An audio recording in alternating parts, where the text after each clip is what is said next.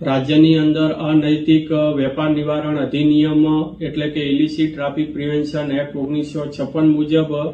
વેશ્યાવૃત્તિ સંપૂર્ણ પ્રતિબંધ છે અને આવા અનૈતિક વેપાર કરવા એ ગુનો બને છે। આજથી 15 દિવસ પહેલા અમોને વિશ્વસનીય અને આધારભૂત માહિતી મળી કે ચોટીલા યાત્રાધામની આજુબાજુ આવેલ હોટલ અને નેશનલ હાઈવે 47 પર આવેલી અમુક હોટલોની અંદર આવી અનૈતિક વેપાર પ્રવૃત્તિઓ ચાલે છે,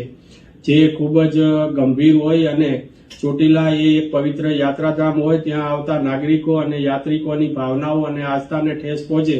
તેવી કોઈ પણ પ્રવૃત્તિ ચલાવી લેવાય નહીં, જેને ધ્યાને રાખી અને ગઈકાલે અમોએ અધિકૃત ટીમો બનાવી તેમજ સાથે સાથે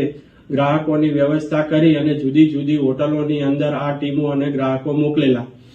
જે અંતર્ગત આ હકીકતોની ખરાઈ કરાવતા સિટી પેલેસ હોટલ ચોટીલા તેમજ બાલાજી હોટલ ચોટીલા આ બંને હોટલોની અંદરથી આ અનૈતિક વેપાર છે એ વેપાર ચાલુ હોવાનો જે માહિતી હતી તે